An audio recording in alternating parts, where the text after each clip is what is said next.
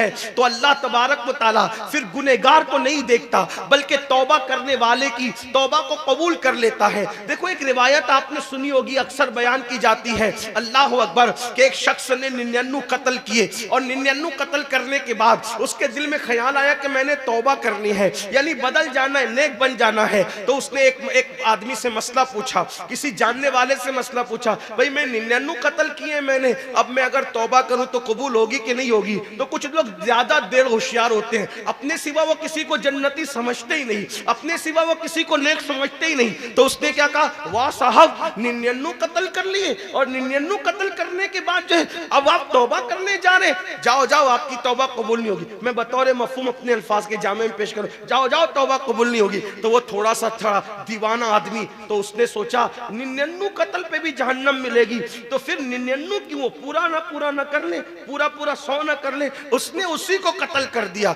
यानी जो डेढ़ होशियारी करने गया उसने और 100 हो गए। 100 के बाद वो किसी अल्लाह वाले से साहिबे दिल से मिला, कहा मैंने 100 कत्ल किए, तौबा करना चाहता हूँ, क्या मैं तेरी तौबा कबूल है? उसने कहा हाँ। देखो लेकिन उसने बताया कि ये बात कौन बयान कर रहा है? अल्लाह के रसूल सल्लल्लाहु अलैहि वसल्लम बयान कर रहे हैं। लोग कहते हैं वलियों के यहाँ जाने से क्या मिलता है, क्या मिलेगा उर्स में जाने से, क्या मिलेगा आस्ताने पे जाने से? हदीस पाक का मफहूम है 100 कत्ल करने वाला जब तौबा करने के बारे में पूछता है तो वो साहिबे दिल कहता है हाँ तेरी तौबा कबूल होगी। ये करीब में वलियों की बस्ती है, ये करीब में वलियों की बस्ती है, अगर तू उन वलियों की बस्ती में जाके तौबा करेगा तो अल्लाह तेरे गुनाह ना देखेगा बल्कि अल्लाह तुझे माफ कर देगा। मैं भी कह दूं ये करीब में वलियों की बस्ती है, वाह वाह, ये करीब में वलियों की बस्ती है। अरे वो वली थे लेकिन सैयदुल आलमीन की औलाद नहीं थे, ये तो वली भी हैं और मुस्तफा जाने रहमत की औलाद भी, मखदूम जान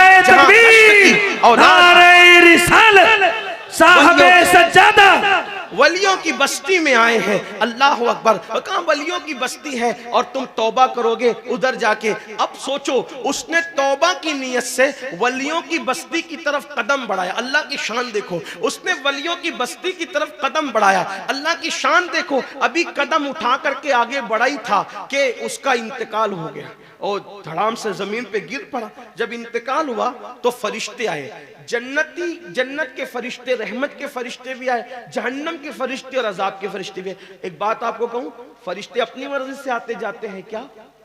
फरिश्ते अपनी, भाई कहीं ऐसा होता है कि दोनों चले आए?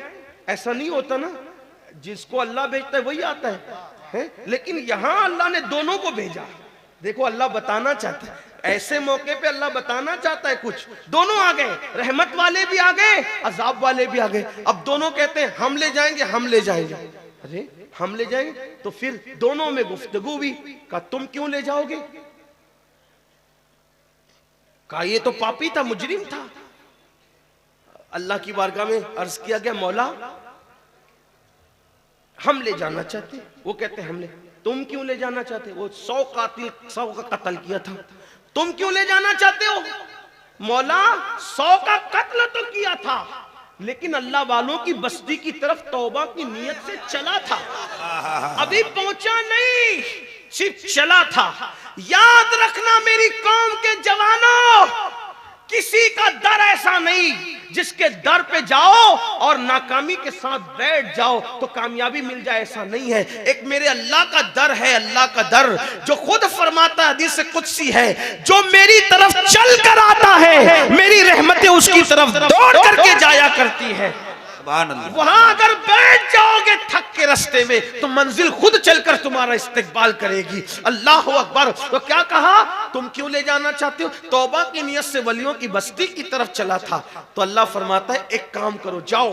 अब देखो, अब यहां पर कुछ लोग डंडी मारते, तो कहा सिर्फ तौबा की नियत से वो बख्शा गया। मैंने कहा तौबा की नियत का मैं तो मुनकिर ही नहीं हूं, उसी उन्वान से बयान कर रहा हूं, लेकिन बख्शिश जो हुई वो तौबा की नियत पर नहीं हुई, बख्शिश किसी और वजह से। आपकी तवज्जो चाहता हूं। हाँ, तौबा की नियत का तो इनकार ही नहीं है, लेकिन बख्शिश क्यों हुई? भाई बख्शिश इस पे हो जाती, किस पे हो जाती?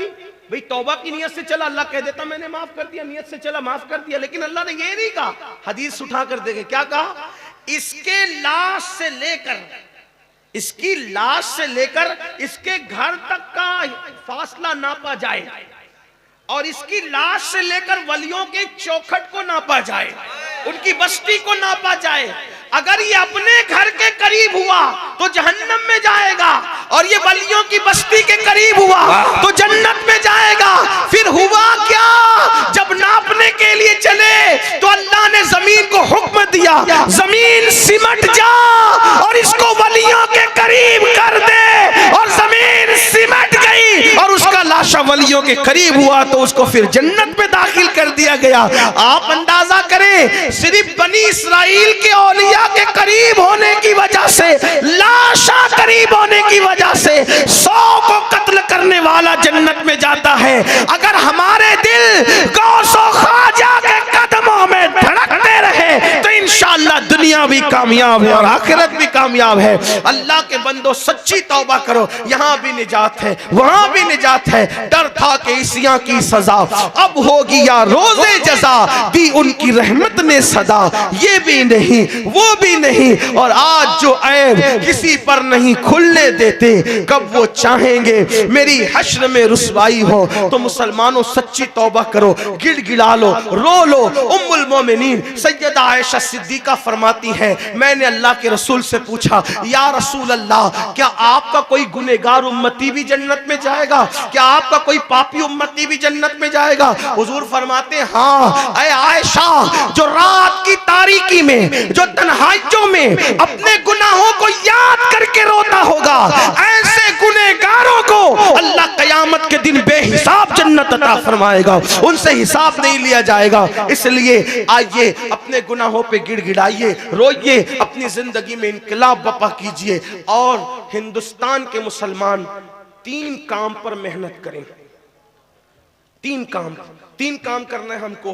पूरी तकरीर याद रहे न रहे ये याद करना। पहले वादा करो कौन कौन ये 3 काम करेगा, हाथ उठाएं, बोलो भाई सुभान अल्लाह। देखो 3 काम हिंदुस्तान में हमें 3 काम करना है। नंबर 1, दीनदार बनो। क्या बनो? और अपने बच्चों को भी दीनदार बनाओ। दीनदार सिर्फ दाढ़ी टोपी वाले दीनदार नहीं, सिर्फ गोश्त और मछली खाने वाले दीनदार नहीं। कैसे दीनदार? जैसे रसूलुल्लाह बनाने आए थे। और वो कैसा दीनदार होता है? जो अपने लिए पसंद करो वही अपने ईमान वाले भाई के लिए पसंद करो, है ना? कैसे दीनदार? हुजूर से सच्चा इश्क करो। कैसे दीनदार? नमाज की पाबंदी करो। तो 3 काम क्या करना है? नंबर 1 क्या बनोगे? क्या बनोगे? दीन पर अमल करो। नंबर 2, मालदार बनो। नंबर 2 क्या करना है? मालदार बनो, मेहनत करो, खेल कूद से तवज्जो हटा के माल हासिल करो। जुए सट्टे शराब से नहीं, हलाल मेहनत की कमाई से। क्योंकि गरीबी कभी कभी आदमी को कुफ्र तक ले जाती है, इसलिए मालदार बनो। कुछ लोग कहते हैं ना, अरे अल्लाह के रसूल भी गरीब थे, हम भी गरीब है, तो क्या? ये झूठ है। हुजूर कोई गरीब नहीं थे, हुजूर कोई मिस्किन नहीं थे, हुजूर कोई मुफलिस नहीं थे। हुजूर अलैहिस्सलाम इतने मालदार थे कि उनसे पहले इतना बड़ा मालदार न कभी रूए जमीन पे आया और न कयामत तक उन जैसा मालदार कोई रूए जमीन पे आ सकता है। अब आप कहेंगे ये कोई नई बात डाल दी आपने। मैंने कहा नई बात फिर कहता हूं, मैं नई बात लाने वाला कौन? सुनो, हुजूर कितने मालदार थे।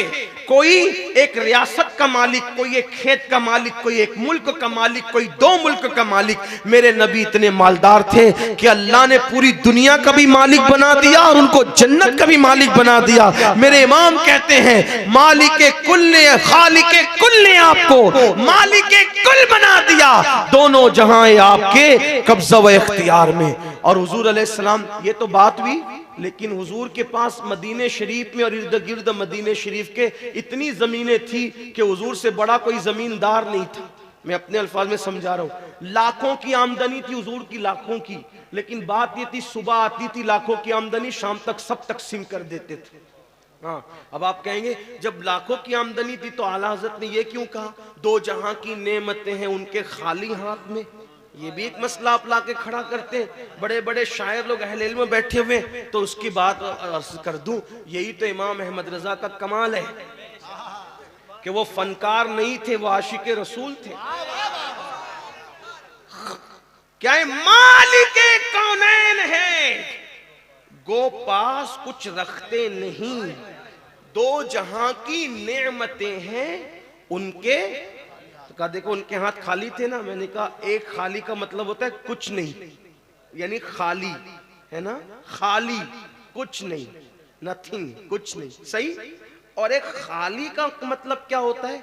एक खाली का मतलब होता है ओनली, सिर्फ। मतलब क्या? अगर पूछा जाए इस वक्त किसकी तकरीर हो रही है बुखारी उर्स में, तो क्या इस वक्त खाली अमीनुल कादरी बोल रहा है, यानी सब चुप हैं और सिर्फ अमीनुल कादरी बोल रहा है ना, ओनली वही बोल रहा है। तो क्या इस वक्त स्टेज पर शाकिर सामी साहब भी मौजूद हैं? नहीं, वो आने वाले तो थे लेकिन उनका वीजा कैंसिल हो गया इसलिए वो नहीं आए, इसलिए खाली अमीनुल कादरी बोल रहा है। वाह, इस वक्त कौन बोल रहा है? खाली अमीनुल कादरी बोल रहा है। कहा क्या वहां पर इंसानों के सिवा और भी कोई है? का नहीं, खाली इंसान है, सिर्फ इंसान है, सही है।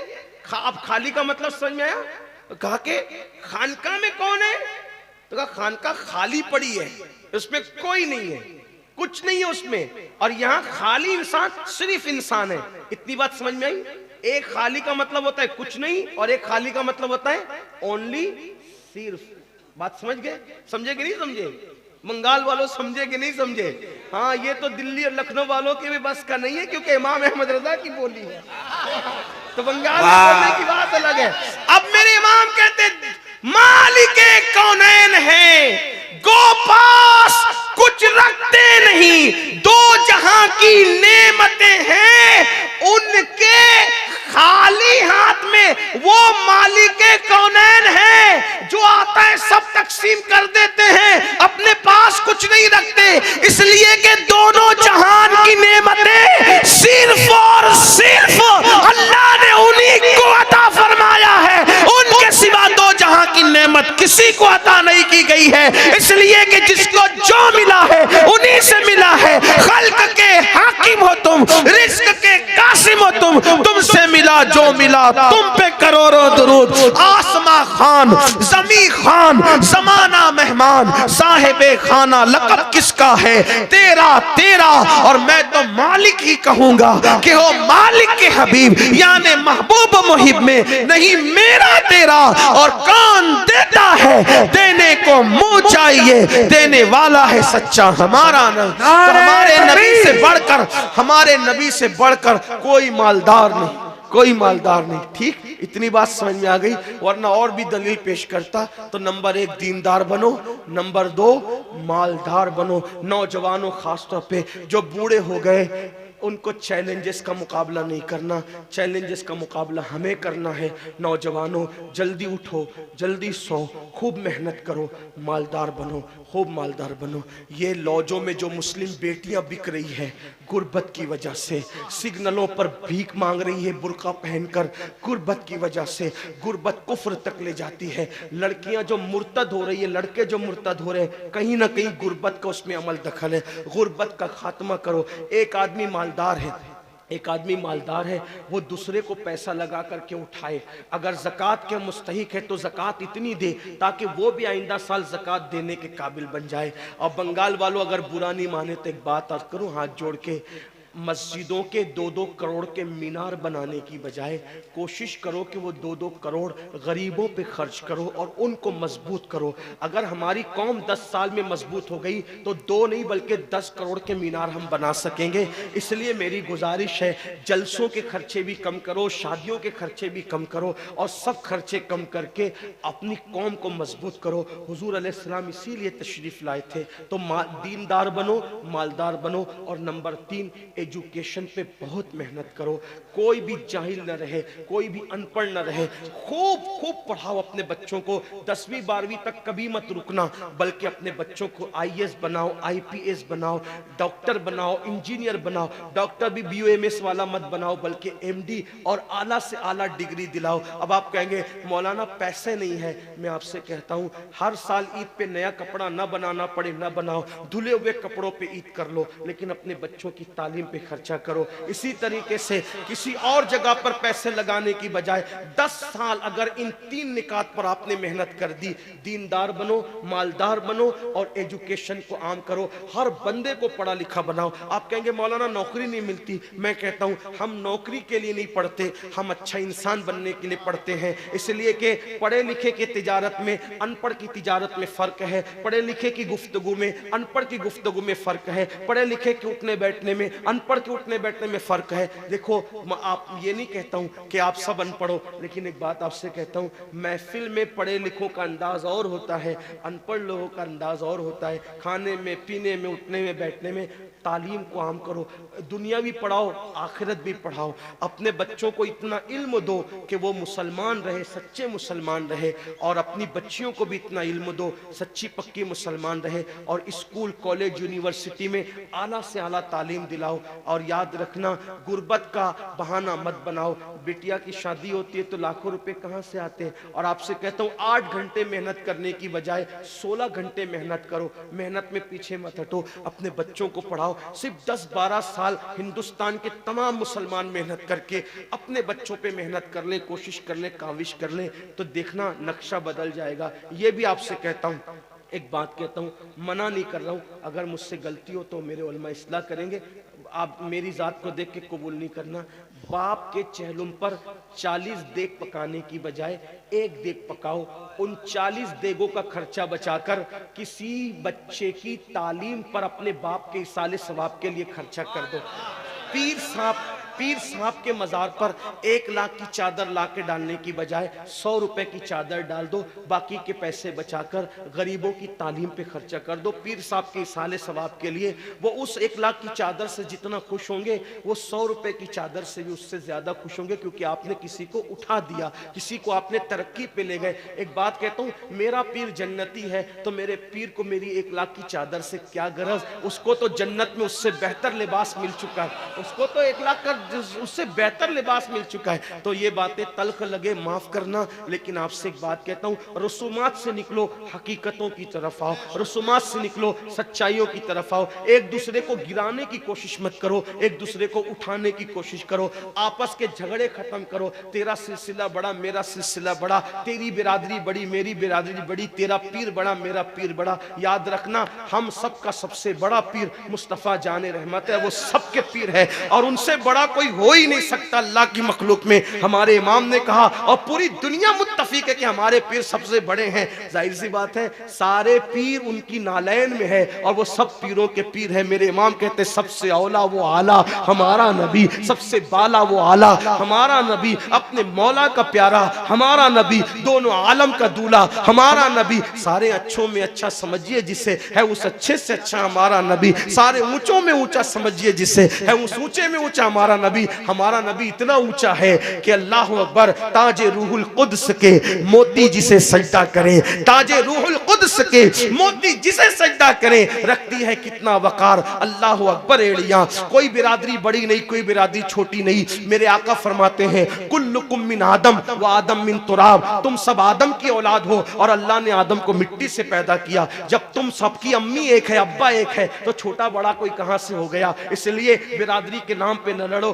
किसी नाम पे न लड़ो, सब लोग रसूलुल्लाह की जात पे मुत्तहिद रह जाओ, सहाबा और अहले बैत के अकीदे पे मुत्तहिद हो जाओ। और हाँ, जो नबी के गुस्ताख है, बेअदब है, उनके लिए तो अपना मौकिफ कल भी यही और आज भी यही और इंशाअल्लाह क़यामत तक यही कि दुश्मन अहमद पे शिद्दत कीजिए, मुल्हिदों की क्या मुरव्वत कीजिए, गैज़ में जल जाएं बेदीनों के दिल, या रसूलुल्लाह की कसरत कीजिए, शिर्क ठहरे जिसमें ताज़िम हबीब, उस बुरे मजहब पे लानत कीजिए चर्चा उन्हीं का सुबह शाम, जाने काफिर पर क़यामत कीजिए। वमा अलैना इल्लल बलाग।